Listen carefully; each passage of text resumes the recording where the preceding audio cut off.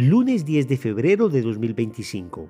Tres mensajes del Evangelio de hoy, tomado del Evangelio de San Marcos, capítulo 6, versículos del 53 al 56.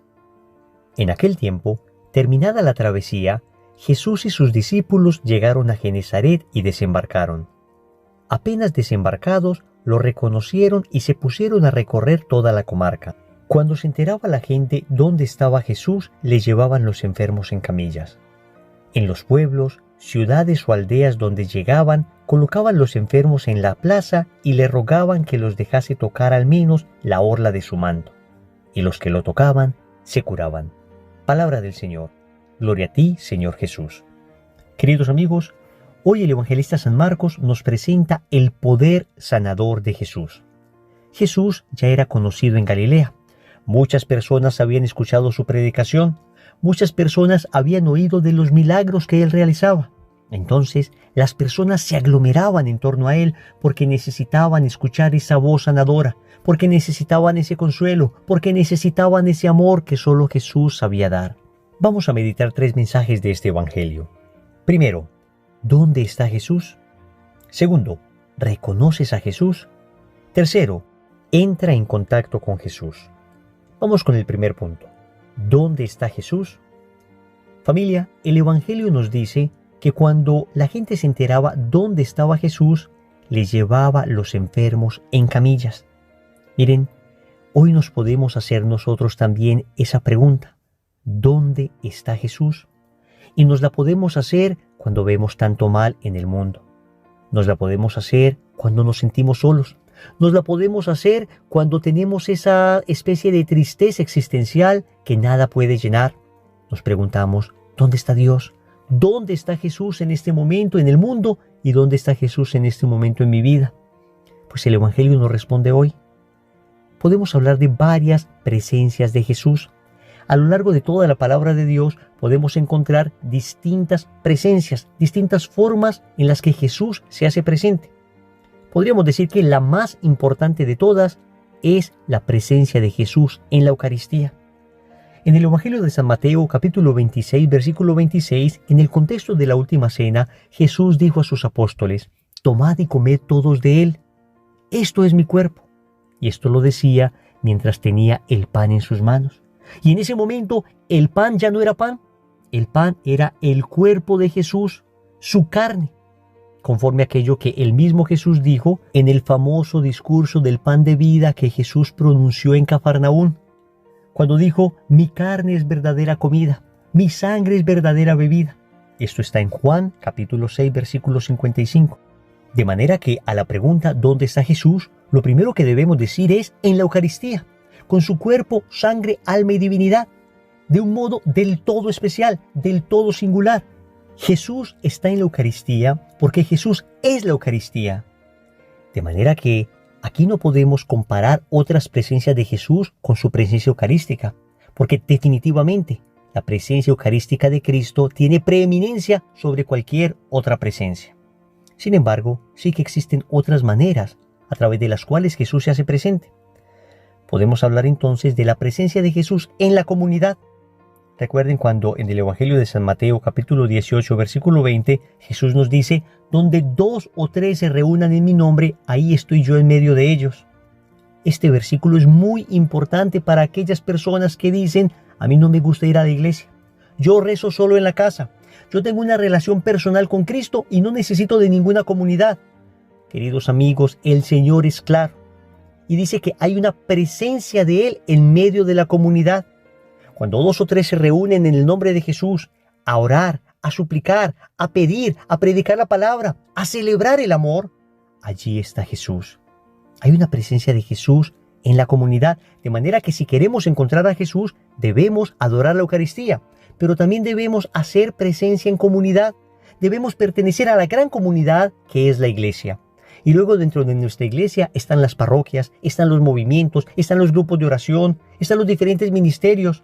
Debemos pertenecer a alguna comunidad porque allí hay una presencia del todo especial de Jesús. Sin embargo, Jesús también está en el corazón de cada uno de nosotros. En el Evangelio de San Mateo, capítulo 28, versículo 20, Jesús dijo en el contexto de la ascensión, yo estaré con ustedes todos los días hasta el fin del mundo. ¿Y dónde está Jesús? En tu corazón. Él hace presencia en tu corazón, de manera que Él está a la distancia de una oración. Basta que cierres los ojos, eleves una plegaria y encontrarás allí a Jesús que te va a responder. Sí, Jesús está en la comunidad y es necesario estar en comunidad, pero podemos llegar al otro extremo.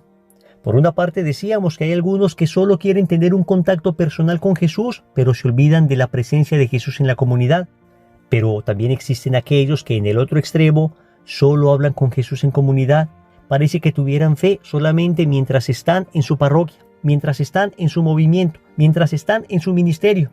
No, queridos amigos, también necesitamos esa relación personal con Jesús, esa intimidad en la oración, porque Él habita en nosotros. Y cuando estamos en gracia de Dios, cuando estamos confesados, habita de un modo del todo especial. Es lo que en teología se conoce con el nombre de la inhabitación de la Trinidad en el alma. La presencia de Dios por la gracia es una presencia tremenda.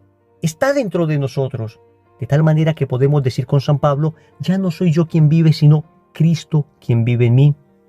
Pero Jesús también está en los hermanos que sufren, en los hermanos necesitados. Y por eso en el Evangelio de San Mateo, capítulo 25, versículo 40, en el famoso discurso escatológico de Jesús, cuando nos habla de las realidades últimas, nos dice, todo lo que hicisteis con estos más pequeños, conmigo lo hicisteis. De manera que en el hermano pobre, en el hermano enfermo, en el hermano agobiado, en el hermano que sufre de manera física o espiritual, allí también está Jesús. Óyeme, muchas veces nosotros creemos que simplemente vamos a ayudar a alguien y se nos olvida que a quien vamos a ayudar es a Jesús. Creemos que es una persona cualquiera y se nos olvida que es Jesús a quien estamos ayudando a través de ese hermano. Y que tú y yo, al ayudar a esa persona, no es que estemos simplemente bendiciendo a esa persona, que en efecto lo hacemos, pero es que además somos bendecidos por esa persona, porque esa persona es Cristo. Segundo, ¿reconoces a Jesús? En la misma sintonía de lo anterior, el Evangelio nos sigue diciendo, apenas desembarcados, lo reconocieron. Amigos, los apóstoles con Jesús desembarcaron e inmediatamente reconocieron a Jesús. La pregunta es, ¿tú ya reconoces a Jesús en la Eucaristía? ¿Ya reconoces a Jesús en la comunidad? ¿Reconoces a Jesús vivo y presente en tu corazón? ¿Reconoces a Jesús en los hermanos que sufren? Este reconocer a Jesús es lo que podemos llamar conversión. Sí, amigos, cuando empezamos un proceso serio de conversión, empezamos a reconocer a Jesús y nos empezamos a dar cuenta que Jesús siempre estuvo allí. Los que no estábamos allí éramos nosotros. En muchas ocasiones se me acercan personas a decirme, Wilson, ¿dónde está Jesús? Y yo les respondo, no, la pregunta no es ¿dónde está Jesús? La pregunta es ¿dónde estás tú? ¿Dónde has estado tú mientras Jesús ha estado esperándote siempre? Porque cuando iniciamos ese proceso serio de conversión, nos damos cuenta de que Jesús siempre estuvo allí, pero nosotros no le reconocíamos. Él estaba allí en la Eucaristía esperándonos, pero nosotros preferíamos el partido de fútbol. Nosotros preferíamos quedarnos en la casa viendo una serie. Nosotros preferíamos perder el tiempo en redes sociales. Nosotros preferíamos estar lejos. Nos damos cuenta de que Jesús estuvo siempre en la comunidad, pero nosotros no queríamos ir porque llenos de soberbia decíamos, prefiero comunicarme con Jesús solo en mi casa. Prefiero esa intimidad con el Señor lejos de la gente. Y a decir verdad, ni eso hacíamos. Tal vez una pequeña oración, una oración de memoria, una oración quizá distraída, pero no entrábamos en contacto con Él. Es más, le veíamos suplicándonos en las calles a través de nuestros hermanos necesitados y le rechazábamos. Pero cuando empezamos ese proceso de conversión, cuando nuestro corazón fue tocado, cuando experimentamos su amor misericordioso, cuando experimentamos la dulzura de su abrazo, entonces lo empezamos a reconocer, como esas personas en Galilea que vieron desembarcar a Jesús y lo reconocieron. Y lo reconocieron porque ya le habían escuchado, lo reconocieron porque ya le amaban. Yo recuerdo esa bellísima canción que siempre me estremece cuando la escucho. Esa canción que dice, con vosotros está y no le conocéis. Con vosotros está, su nombre es el Señor. Y sigue diciendo la canción, su nombre es el Señor y pasa hambre. Y clama por la boca del hambriento. y muchos que lo ven pasan de largo, acaso por llegar temprano al templo. Qué letra tan profunda, qué letra tan preciosa. Y por supuesto que no se puede oponer el culto que damos a Dios en el templo con el ejercicio de la caridad. Ambas deben ir de la mano.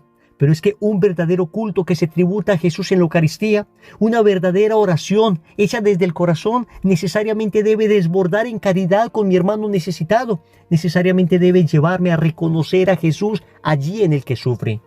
Es una exhortación del Evangelio hoy para nosotros. Jesús ayudaba a todas estas personas. El Evangelio dirá que les veía como ovejas sin pastor. Y es que así empezamos a ver nosotros a las personas cuando iniciamos un proceso de conversión.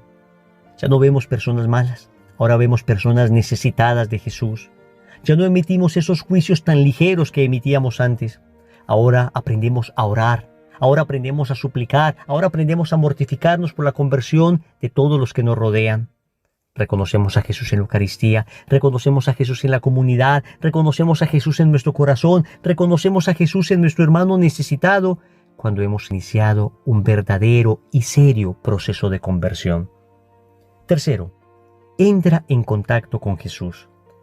El Evangelio nos sigue diciendo que de todas las ciudades o aldeas de donde llegaban, colocaban a los enfermos en la plaza y le rogaban a Jesús que les dejase tocar al menos la orla de su manto.